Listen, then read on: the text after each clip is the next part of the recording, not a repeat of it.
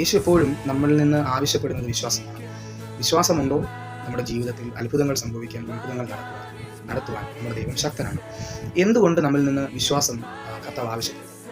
കാരണം ദൈവവും മനുഷ്യനും തമ്മിലുള്ളത് ഒരു പാസീവായ റിലേഷൻഷിപ്പ് ആയിട്ടല്ല വേദപുസ്തകം നമ്മളോട് പറയുന്നത്, മറിച്ച് രണ്ട് പേർ തമ്മിലുള്ള ആക്റ്റീവായിട്ടുള്ള റിലേഷൻഷിപ്പാണ്. അതായത് ദൈവത്തിൻ്റെ ഭാഗത്തു നിന്നുള്ള സ്നേഹവും കരുതലും വിശ്വസ്തതയും നമ്മിലേക്ക് ദൈവം പകരുമ്പോൾ അതുപോലെ തന്നെ തിരിച്ച് നമ്മുടെ ദൈവത്തോട് നമുക്കും അത്തരത്തിലുള്ളൊരു കമ്മിറ്റ്മെൻ്റ് ഉണ്ട്. അങ്ങനെയാണ് ക്രിസ്ത്യാനിറ്റി ദൈവത്തെയും മനുഷ്യനെയും തമ്മിലുള്ള ബന്ധത്തെ വ്യാഖ്യാനിക്കുന്നത്.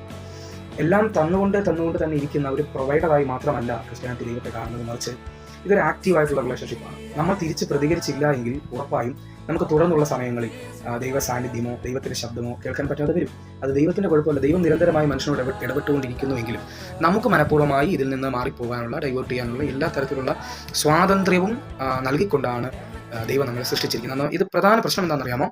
യേശുവിൻ്റെ ചരിത്ര